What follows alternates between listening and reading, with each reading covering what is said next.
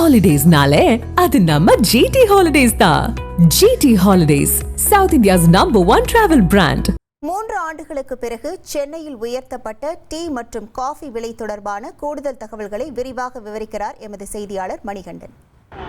சென்னையில் 2022ஆம் ஆண்டுக்கு பிறகு கிட்டத்தட்ட 3 ஆண்டுகள் கழித்து டீ மற்றும் காஃபியின் விலை என்பது உயர்ந்திருக்கிறது.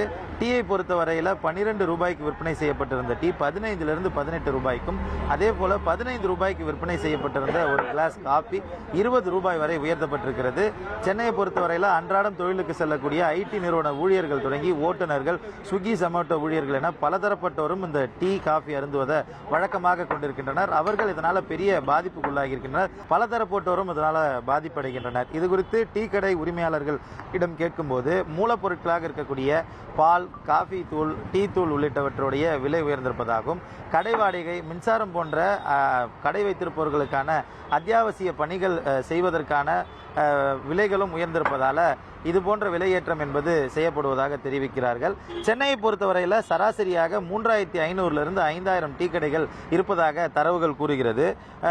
ஒரு கடைக்கு 3 லிட்டரிலிருந்து 15 லிட்டர் வரை பால் சராசரியாக பயன்படுத்தப்படுகிறது. அப்படி பயன்படுத்தப்படக்கூடிய பாலில் ஒரு கடைக்கு 50 ml ஒரு கப்பு டீயோ அல்லது காஃபியோ செய்கிறார்கள் என்று எடுத்துக்கொண்டால் சராசரியாக ஒரு கடைக்கு 120 கப்பு வரை ஒரு நாளைக்கு விற்பனை செய்யப்படுது என்று எடுத்துக்கொண்டால் கூட ஒரு நாளைக்கு 4,20,000 கப் ஆஃப் டீ அல்லது காஃபி என்பது சென்னையில் பகிரப்படுகிறது. அதாவது குறைந்தபட்சமாக 3500 கடைக்கான சராசரியாக எடுத்தால், இதுவே 5000 கடை அளவில் எடுத்தால் 6 லட்சத்திலிருந்து 7 லட்சம் வரையில் ஒரு நாளைக்கு மட்டும் சென்னையில் காஃபி மற்றும் டீயை அருந்தக்கூடிய விற்பனை செய்யக்கூடிய எண்ணிக்கையாக இருக்கிறது. இந்த அளவில் அன்றாடம் 500 ரூபாயிலிருந்து 1000 ரூபாய் வரையில் ஊதியமாக பெறக்கூடியவர்கள் டீவுக்கு மட்டுமே 150 ரூபாய் வரையில் தனியாக இந்த விலையேற்றத்தின் மூலமாக செலவு செய்ய வேண்டிய சூழல் ஏற்பட்டிருப்பதாக வருத்தம் தெரிவிக்கின்றனர். டீ கடை உரிமையாளர்களை பொறுத்தவரையில் அவர்களுடைய மூலப்பொருட்கள் அதிகமாகி கொண்டே இருக்கக்கூடிய சூழ்நிலை தான் 3 ஆண்டுகள் கழித்து இந்த விலையை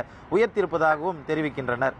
தந்தி செய்திகளுக்காக ஒளிப்பதிவாளர் மகேஷுடன் செய்தியாளர் சேமணிகண்டன்.